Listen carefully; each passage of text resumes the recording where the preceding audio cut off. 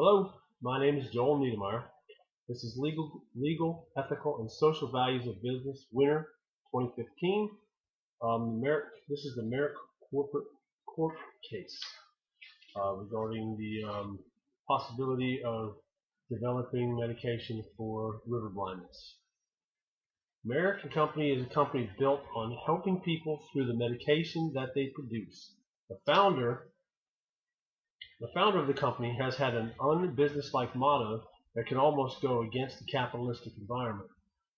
The founder believed that if the company cares about people, then the profits will be there to support the process. Merck has grown because of the philosophy to 24 plants in the U.S. and in many other countries, also to include research laboratories in various locations. The expansion of the business has been because of the philosophy of the founder. He is caring for people, and the profits will soon follow. Merck has a responsibility, as far as they believe. Merck has a responsibility to bring life-saving drugs to the market and help as many people as possible. Sometimes when an orphan drug such as this has the ability to help many people with little profit to show for it, an ethical decision must be made. The advancement in medication of this kind has the ability to help millions of people through the generosity of business. And many times in business, this is such a social environment that it can reduce the value of a stock, and we've discussed this in the past, where it can reduce how much profit that this particular company can make, or any company that gets involved with social issues. That's why this becomes more of an ethical dilemma in comparison to a business dilemma, to whether or not you're going to keep going forward to produce a particular medication to help millions of people, but you're not going to make any money off of it, or may not make enough money to even cover the cost of the drug. The drug itself has already been proven for the use in animals, and the cost of developing the human form will be much less of a cost than inventing the pill from the beginning.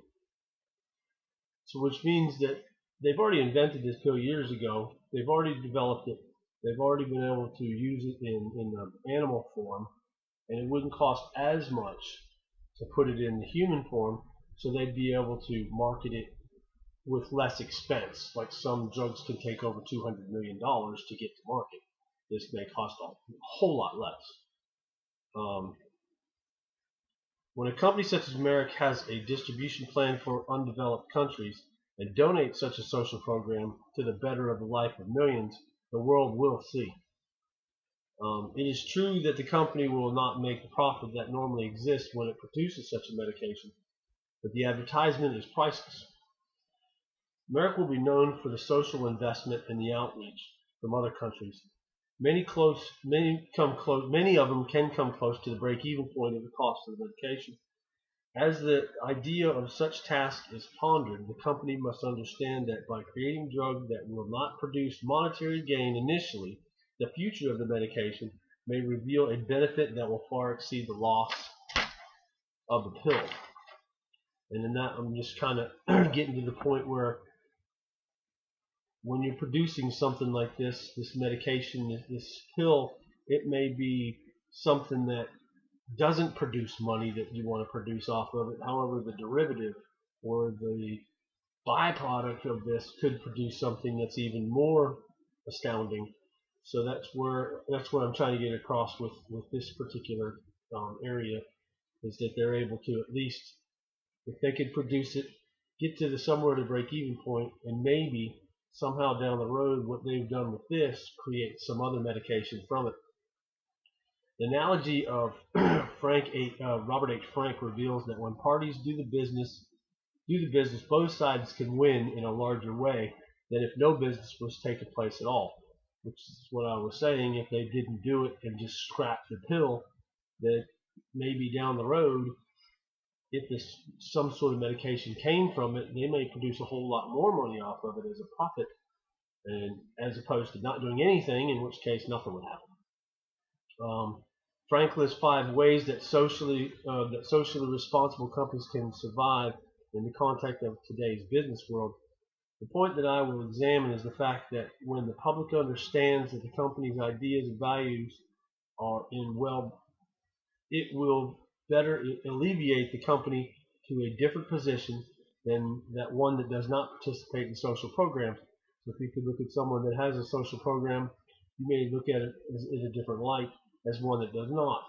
You look at this company that is helping river blindness, and somehow you may feel that you would rather contribute to a company like that than one that does not. The company would not want to go under because of the social program. So they would want to do their estimations and make sure that they can do this without running them into the ground. I'm sure that wouldn't be the case, but since they've already gotten further along with this. Then Sharp Payne further expands on the social responsibility as a management issue that should be a guide or a program for the company to follow. The leaders must understand that they shape the company's ethics, and they also must continue to develop the ethics for the future.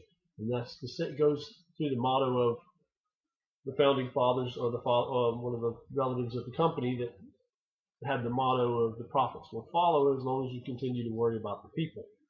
And I think that kind of goes over that pretty good. The reputation of the company such as Merck is very important for the business, as to have the trust of the community. Merck has had the integrity-based ethics in the company from the beginning, and it proves that the motto of what the founding father believes, that the medication is for the people and the profits will follow.